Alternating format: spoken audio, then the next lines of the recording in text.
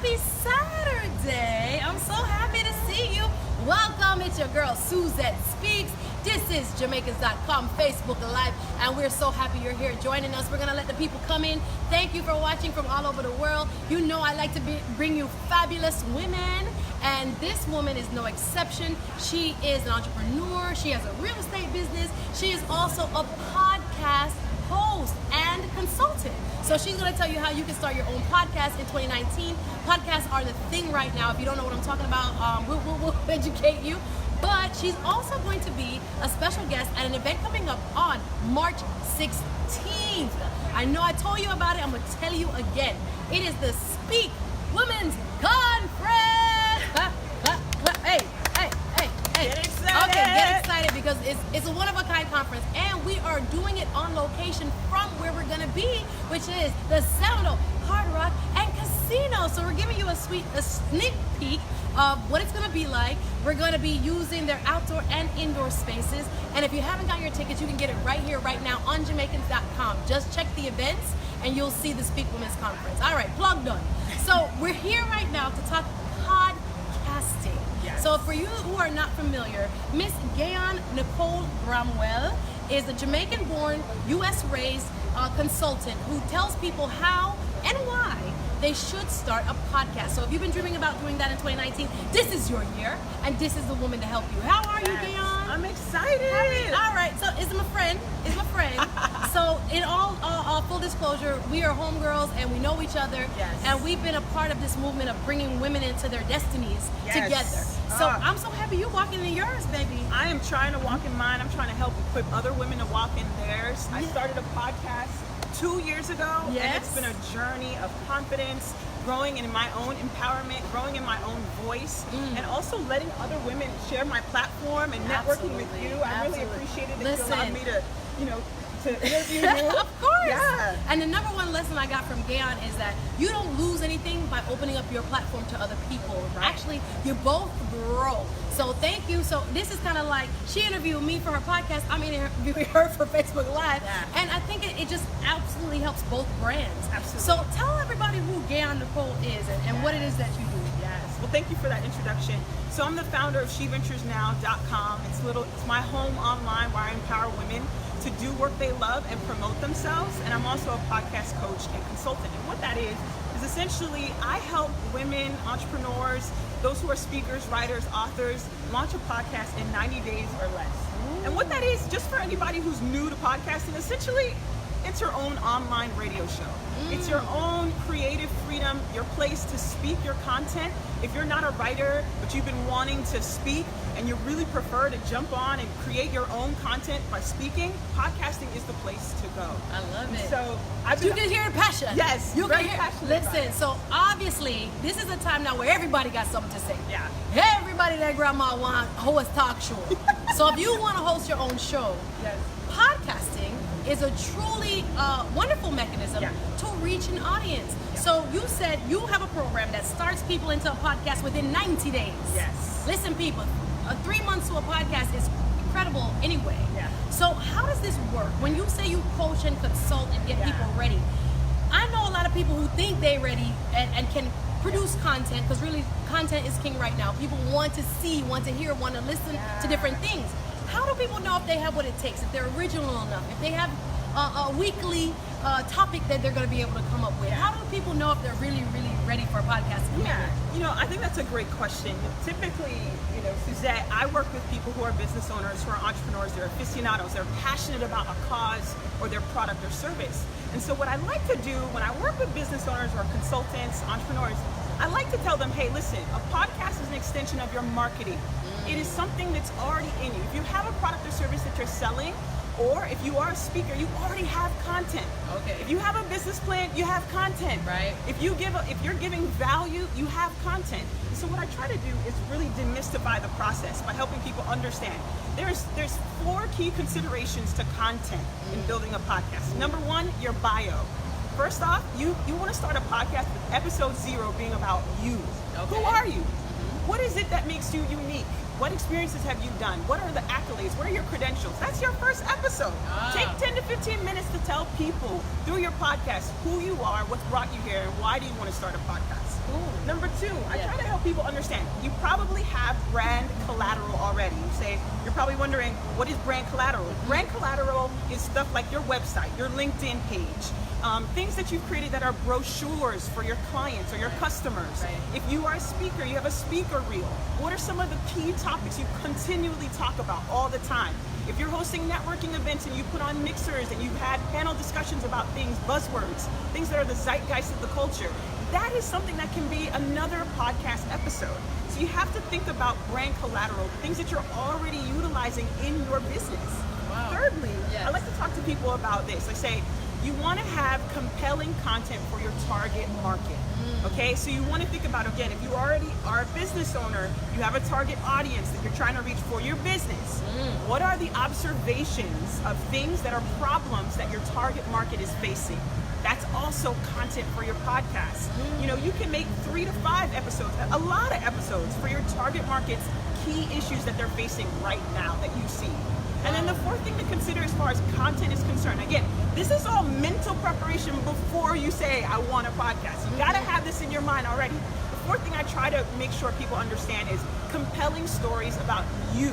Compelling stories about who you are, what you've overcome. People love hearing, you know, the story behind what did you come through and the victories that you've had that make you who you are.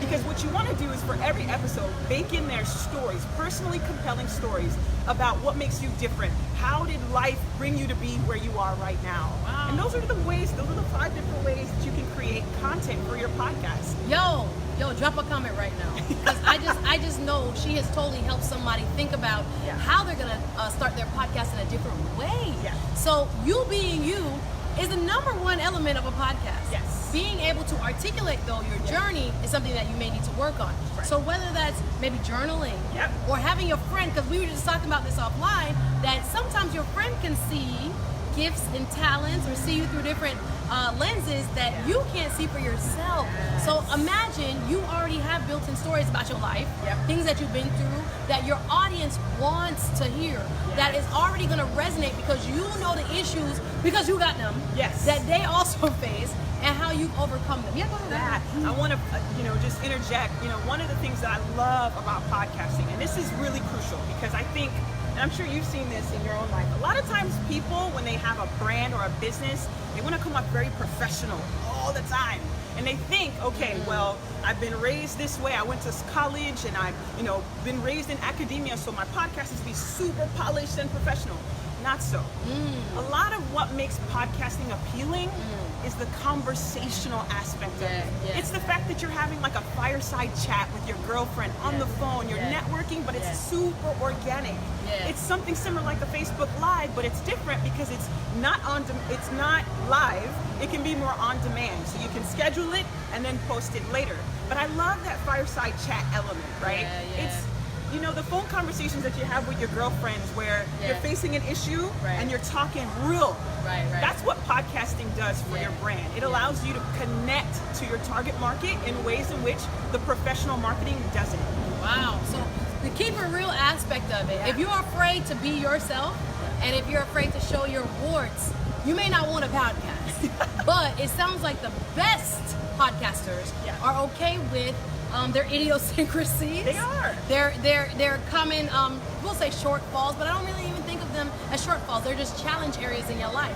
But guess what? You have them, and most likely other people have them as well. So the beauty of it is just like you hanging out with your homegirl, chit-chatting, and that's the best podcast. Sometimes I do feel, especially with professionals, we want to come off as, okay, we have this speaking opportunity. Come on for that. That is not podcasting from what I'm getting from the expert. You have to be yourself. You have to just be real. And that people resonate mostly with that realness. Yeah, I think one of the elements of podcasting that really appealed to me, because my life has been transformed from podcasting. About 6 years ago, I was at a job I hated, and I religiously went into work and listened to podcasts like for the duration of my job while I was working. And what I found is I so appreciated the thought leaders, the authors, the coaches that created content that was just super relatable.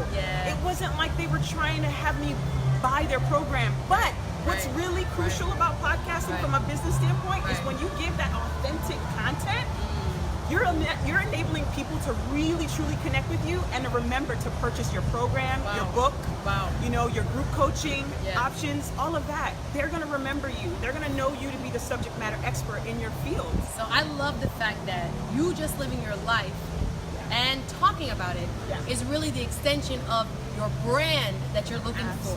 So what I realize, people just don't want to buy stuff from you as in, here's a book, here, buy it. They want that personal connection with you. They want not the persona. They want to feel as if, gosh, I have heard her method of thinking and her approach to life, and I relate with that. Therefore, let me see what else he or she has to offer. So when you're looking at doing something as a podcast, you're not looking at just because I like the storyteller. Your brand also is kind of intertwined with just who you are. So once you start talking and having these moments of realness, people, through connecting with that side of you, therefore look beyond and say, okay, let me see what else she does. And then you kind of draw people into the other aspects of business, which is really what this is a platform to really enhance. Absolutely. Your audience kind of grows organically, as you're saying. So I love it. The fact that you don't have to push and pull beyond who you already are, because you are selling you, and therefore you selling you will help you sell other stuff. I hope you guys get it. So I know you guys have left some comments here. I want to make sure Gayon's handles and website are available to you. Can you tell the folks where to find you and how they can find? We're outside and I see little flies. No, it's clean. Seminole Hall got it going on. Well, it was like a butterfly. It was like a butterfly. So please tell the people where they can find you.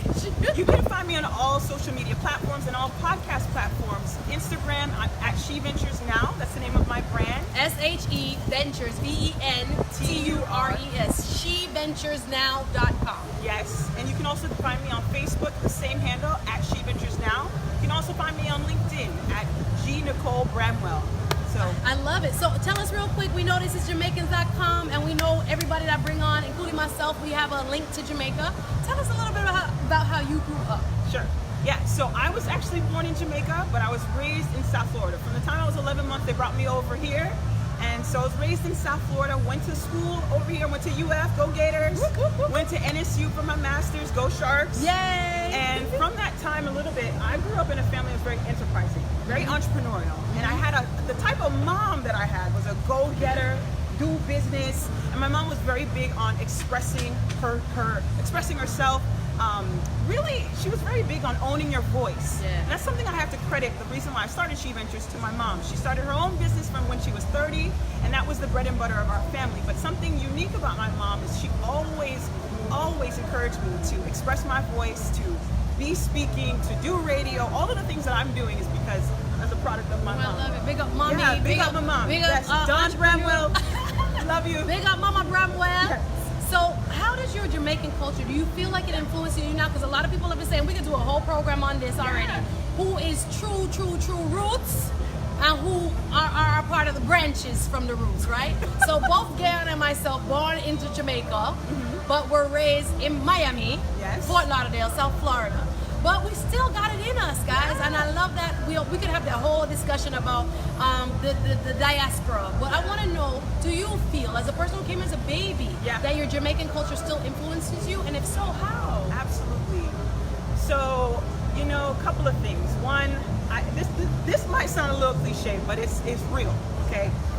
My parents were both born and raised in Jamaica, but their hustle, and I know a lot of Jamaican people, their hustle is definitely within me. You know, from the time they stepped over here in this country, they were saying to us, I'm one of three, I'm a middle child of three, that we were here to take their successes and launch into deeper successes. And they wanted us to own our gifts and make the most of it. Oh yeah. So we want to make sure that Jamaicanness, the 2 job, the 3 job, the 4 job hustle has not died. And I think many of us in the diaspora carry it forward.